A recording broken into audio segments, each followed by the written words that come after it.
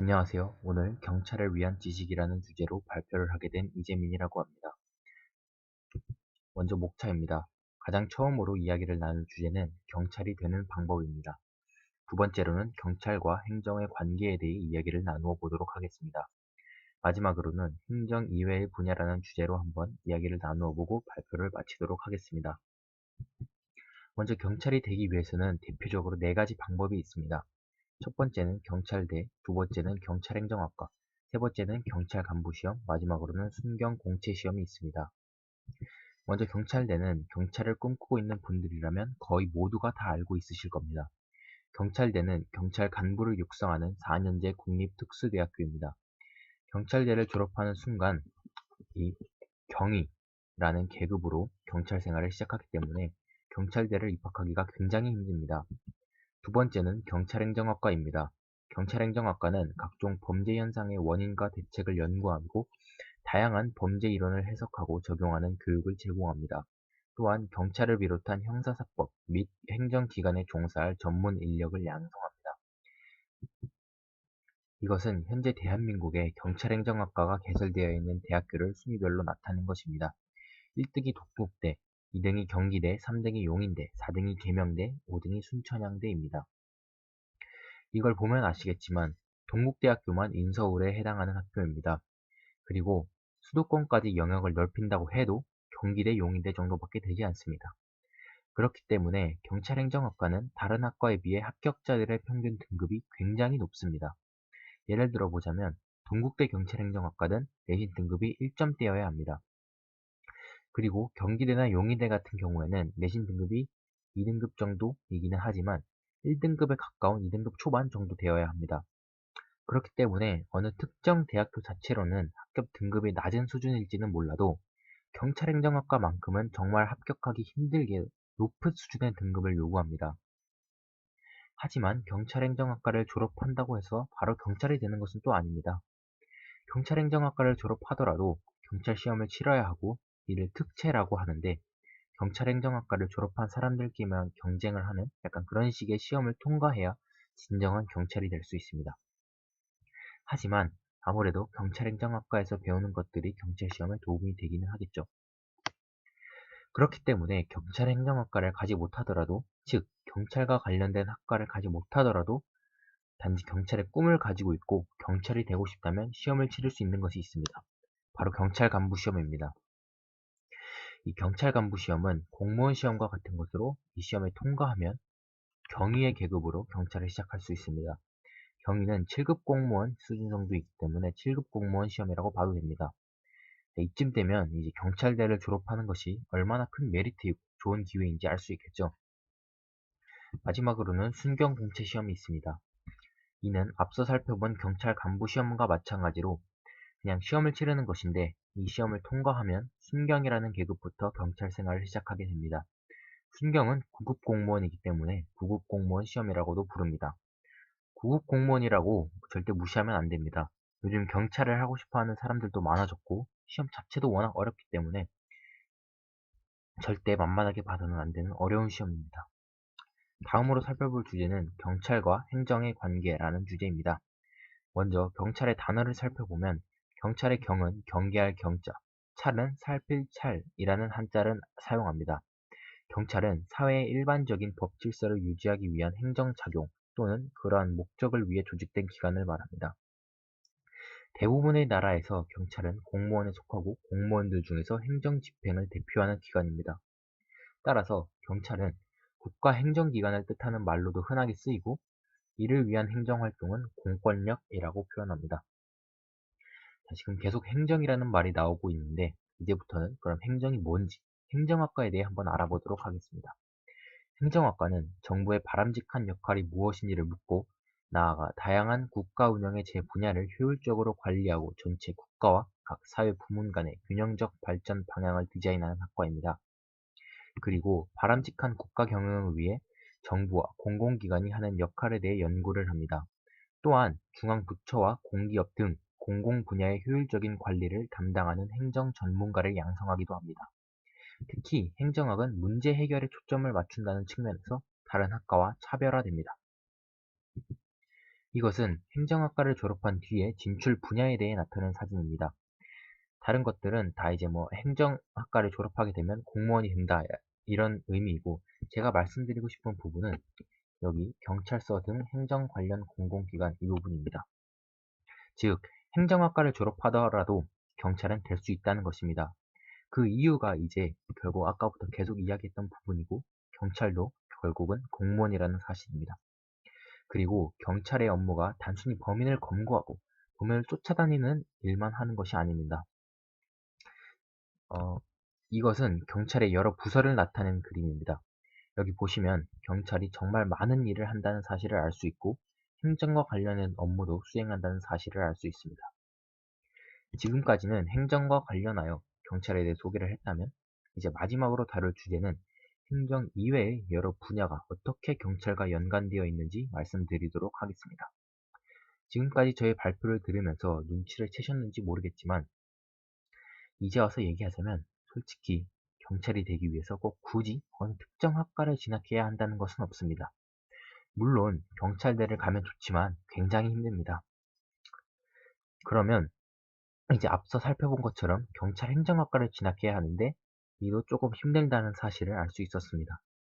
그렇다면 이제 그냥 시험을 보는 것인데, 이처럼 어차피 경찰대를 진학하지 않는 이상 경찰 시험을 따로 봐야 하기 때문에 솔직히 어느 대학에 어느 학과를 가든 상관이 없습니다. 그냥 아무 대학이나 가서 대학생활 잘 하다가 경찰 시험을 준비하고 경찰 시험을 치러서 경찰이 되면 됩니다. 저도 현재 같이 경찰을 꿈꾸고 있는 학생으로서 이런 생각을 했었고, 경찰을 꿈꾸는 다른 학생들도 분명히 이런 생각을 할 수 있습니다. 하지만 벌써부터 난 안 된다는 생각을 하고 그냥 그렇게 아무것도 하지 않으면 정말 아무것도 될 수 없습니다. 이런 생각을 가지고 있다면 나중에 더 어려운 경찰 시험도 통과하지 못하고 경찰도 될 수 없습니다. 결국 제가 오늘 이 발표를 하게 된 궁극적인 이유가 바로 여기 있습니다. 학생들이 경찰대나 경찰행정학과에 아주 높은 벽을 느끼고, 그렇게 되면 경찰이 되기 위해 대학은 필요 없다는 생각을 가지고 나태해질 수가 있습니다. 그렇기 때문에 그러한 생각을 버리고 사고의 틀을 조금 다르게 하여 생각을 조금만 바꿔서 고민한다면 답을 찾을 수도 있습니다.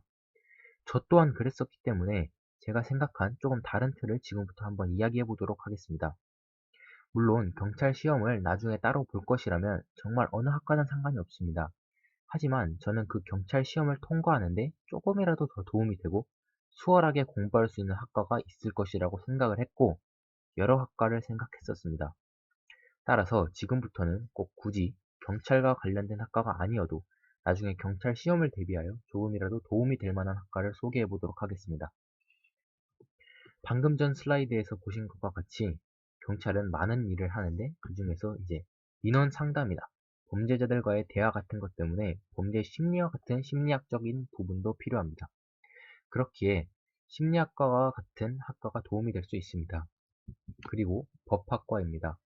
법학과는 법에 대한 이해와 지식을 이론적, 실제적으로 습득하도록 함으로써 올바른 법생활을 영위하고 국가와 사회에 기여할 수 있는 건전한 민주시민을 양성하기 위한 학과입니다. 그리고 법률에 대한 전문적인 연구와 교육을 제공한다고 합니다. 법학과가 제가 생각하기에는 경찰학과가 꼭 아니어도 나름 경찰 시험에 좀 도움이 될 만한 학과라고 생각합니다. 왜냐하면 그 경찰 시험의 과목이 거의 다 법과 관련된 과목이고 법에 대한 지식을 요구하는 게 많습니다. 그렇기 때문에 법학과가 도움이 많이 될 것 같다고 저는 생각합니다. 다음은 수학입니다. 여기서 잠깐 제 얘기를 하자면, 저는 다른 과목에 비해 수학을 좀 더 잘하고 수학의 등급이 더 높습니다. 그렇다고 제가 수학을 굉장히 잘하는 것은 아니지만 어쨌든 다른 과목에 비해서는 수학을 조금 더 잘하기는 합니다. 이런 저로서는 수학의 장점을 버릴 수가 없었습니다. 그래서 저는 생각했습니다. 수학이 경찰과 관련이 있기는 있을까? 수학이 경찰이라는 직업에 어떻게 활용이 될까? 하는 이렇게 등등의 생각을 했습니다.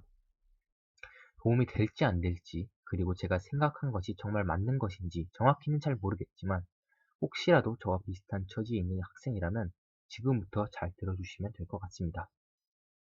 먼저 수학과 좀 연결지어 생각한 부분이 통계입니다.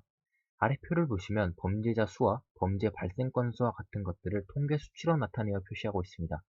이런 통계 수치를 나타내려면 수학이 필요하고 이것이 경찰과 그나마 연결되어 있다고 생각했습니다.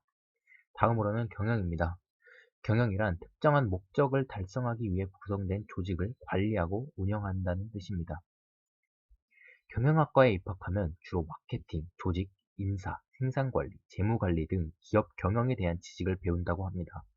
그리고 졸업 후에는 주로 기업체에 종사하게 되고 경영은 어디에나 필요하므로 기업 외의 다양한 분야에도 진출할 수 있다고 합니다.